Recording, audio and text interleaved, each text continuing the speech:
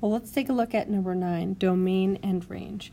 Now, I do think that this was kind of drawn incorrectly because we're going to treat it differently if it has arrows on the end and if it doesn't. So let's pretend that this had arrows on the ends because most of our absolute value equations will.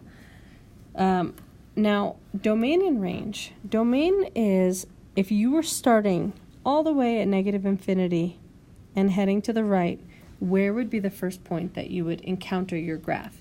And we're only going to look at x values on here. Now, since that arrow is pointing left and it's pointing up, I think that wherever negative infinity is, forever to the left, then that's where this graph is going to start. So we can go ahead and we can say that our domain starts at negative infinity because there's no beginning point to it, to the left. Now, as we go to the right, question is, where's the last point that we will encounter our graph? And as you see, our graph is pointing to the right, and it's also kind of pointing up. So there is going to be no endpoint to the right. We're going to go ahead and say that it'll make it to positive infinity. Now, with the up-down, that's going to be our range. It's going to be starting at the bottom. If we start at the bottom of this graph, where is going to be our first y value? So one of like these values here, which is our first y value that we're going to come to.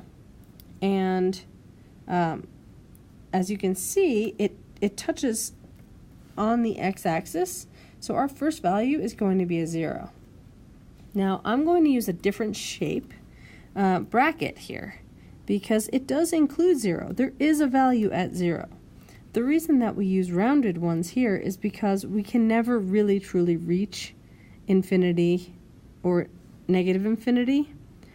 So if it's not included, so just like with like a greater than or less than sign kind of sort of thing, rather than greater than or equal to, if it's not going to include those values, we use a round one. If it does include them, we use a square one. So as we continue up, where would be the very last point that we would encounter our graph? Well, our graph is going to go up forever and ever, and so are we. So we're going to say that our range is going to end at positive infinity. We use a round parentheses because, once again, we can't ever truly get to infinity.